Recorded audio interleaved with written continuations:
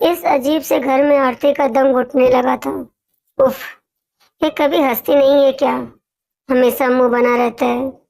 जब से आरती शादी करके आई थी उसने मीना का मुंह चढ़ा हुआ ही देखा था।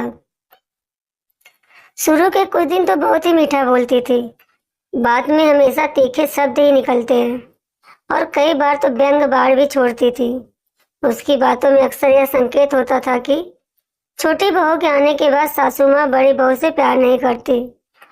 आज भी जब कल्याणी जी ने छोटी बहू आरती को आवाज दी तो मीना ने ताना कसा, हाँ भाई, अब तो हर काम के लिए छोटी बहू आरती को ही बुलाया जाएगा। छोटी बहू लाडली जो है, अब हमें कौन पूछेगा? अब सासू माँ को बड़ी बहू अच्छी नहीं लगती ना। आरती आज सुबह से ही काम में लगी हुई थी और काम था कि खत्म होने का नाम ही नहीं ले रहा था। यह काम खत्म करती कि तब तक दूसरा काम सामने आ जाता। उसकी जेठानी मीना तो उसका कभी हाथ नहीं बटाती थी। हाँ, उसे ताने जरूर कसती रहती थी। आरती एक पर एक काम करके परेशान हो रही थी। तभी उसकी सास ने आवाज लगाई, बहू थोड़ा मेरे पास आ जाओ, मेरे घुटने में बहुत दर्द हो रहा है, थोड़ा मालिश कर दो।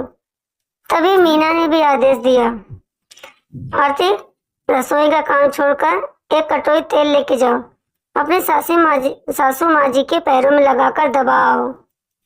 मीना के इतना कहने पे आरती दौड़कर सास के पास गई और तभी उसने देखा सामने उसकी जेठानी थी। उसे देखकर हंस रही थी और आंखों ही आंखों में कुछ ऐसा इशारा कर रही थी कि अरे अभी उनको तेल मत लगाओ और जाकर तुम अपना काम देखो। लेकिन आरती उनकी आंखों के इशारों का अनदेखा करते हुए अपने सास के पैर में तेल लगा दिया। तो सास उसको बोली, जुग जुग जियो बेटा, बहुत आराम लग रहा है। सच, जब से तुम आई हो ना, मेरे घुटनों को बड़ा आराम मिलने लगा है। एक साथ घर का इतना सारा काम समेट लेती हो, मन खुश हो जाता है मेरा। मुझे तुम पर बहुत विश्वास है और मेरा बहुत सारा आशीर्वाद है। बस तुम खुश रहो और थोड़ा सा सुस्ता लो, तब से काम में लगी हो।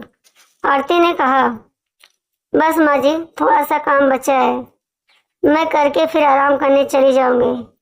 आरती पर जब कल्याणी जी प्यार लुटा रही थी तो यह सुनकर मीना ने बुरा सा मुंह बनाया और जलन के मारे उसे बहुत गुस्सा भी आ रहा था।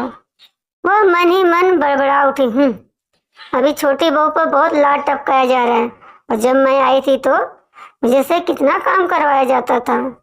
एक ही घर में दो बहुओं के बीच में कितना भेदभाव होता है। उसकी बातों का कुछ अंश जरूर कल्याणी जी के कानों पर पड़ा था, क्योंकि उस दिन रात में खाना खाने के समय कल्याणी जी ने ऐसी बात कह दी कि जिससे साफ लग रहा था कि उन्होंने मीना की बात सुन ली थी।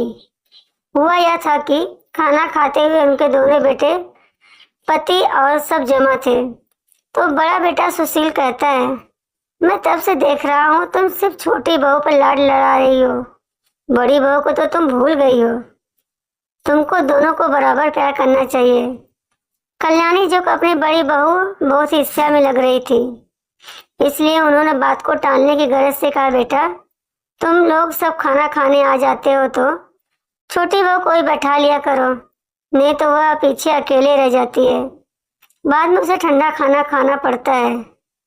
कल्याणी जी की बात सही थी, क्योंकि खाना खाते हुए चौका समेटते हुए काफी देर हो जाती थी। इसलिए कल्याणी जी ने आरती को फिर से आवाज लगाई, छोटी बहू आ जाओ, तुम भी हम लोग के साथ मिलकर खाना खा लो, नहीं तो फिर बाद में अकेली रह जाओगी। अब दोबारा जब आरती का नाम बुलाया गया तो मीना गुस्से से बड़बड़ करने लगी। ऐसे ही वह आरती से इतना जलती थी और उधर उसकी सास हर बात पर आरती का ही गुणगान करने लगी थी, तो उसका गुस्सा होना स्वाभाविक था। आखिर मीना ने कह ही दिया, जब मैं घर में बहू बनकर आई थी तब तो वहाँ बहुत सारे रूल थे और कितने सारे कायदे कानून थे, तब इतना काम नहीं कराया जाता था। और आज देखो आरती कितना फ्री होकर घूमती है। माँ जी भी पक्षपात करती हैं, एक बहू को ज्यादा प्यार करती है, दूसरी को कम प्यार करती हैं। अपनी बड़ी बहू मीना के मुंह से यह सुनकर कल्याणी जी को बहुत दुख हुआ। फिर उन्होंने सोचा कि इन दोनों बहुओं को बताना जरूरी है मेरी जिंदगी हमेशा से इतनी सुंदर नहीं है। फिर उन्होंने दोनों बेटों और बहू को बैठा कहा, बड़ी बहू की यह शिकायत है कि मैं छोटी बहू से ज्यादा काम नहीं कराती और उससे ज्यादा प्यार करती हूँ, पर ऐसा नहीं है। बड़ी बहू को सब सिखा चुकी है, वह बड़ी है और समझदार है। छोटी को धीरे धीरे प्यार से समझाना पड़ेगा, सिखाना पड़ेगा, तभी तो वह इस घर को अपना पाएगी। मेरी जिंदगी भी कभी इतनी सुंदर नहीं थी, मुझे भी बहुत मेहनत करनी पड़ी, तब जाकर मुझे यह जिंदगी मिली है। और रही काम की बात, तो अब मैं थक चुकी हूँ, अब मुझसे ज्यादा काम नहीं होता। जब मीना आई थी तब मैं जवान थी और बहुत सारा काम खुद कर लिया करती थी, इसलिए मैं मीना को भी घर का काम सिखाते सिखाते उसके साथ व्यस्त रहने लगी। अब मैं बहुत बीमार रहती हूँ, इसलिए मुझे लगता है क्या पता पका हुआ फल कब टपक जाऊं, इसका पता नहीं। मैं यही चाहती हूँ कि छोटी बहू मीना के साथ रहकर खाना बनाना और घर संभालना अच्छी तरह से सीख जाए। उसकी सास मीना के लिए इतनी अच्छी भावना रखती है और उसे घर की बड़ी बहू का सम्मान देते हुए जिम्मेदार समझती है। यह जानकर मीना को बहुत अच्छा लगा और साथ ही उसे अपनी गलती का एहसास भी हुआ, इसलिए गदगद स्वर में वह आगे बढ़कर बोली, माँ जी, अब आप आराम कीजिए, मैं हूं ना, मैं घर भी संभालूंगी और छोटी को भी सब कुछ सिखा दूंगी।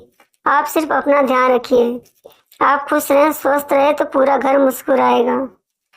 मुझे तुम पर विश्वास है बड़ू बहू, तुम ही तो मेरे बाद इस घर को संभालोगी और छोटी को भी सिखाकर अपने साथ रखोगी। तुम दोनों देवरानी जेठानी की तरह नहीं बल्कि बहन की तरह रहोगी, यही मेरी ख्वाहिश है। इस बात पर दोनों बहुएं और दोनों बेटे भी हंस पड़े और पूरे घर में खिलखिलाहट गुजरने लगी। जिस घर में बहू के हंसती मुस्कुराती है, पता तो होता है कि उस घर में खुशियां आकर ठहर जाती हैं। उस दिन के बाद से मीना को कभी भी छोटी बहू से जलन नहीं होती थी, उल्टा वह आगे बढ़कर उसे सब कुछ सिखाती थी और बहुत प्यार से पेश आती थी। वह कल्याणी जी की भी पहले से ज्यादा इज्जत करने लगी। पूरा घर एक सूत्र में बंध गया था।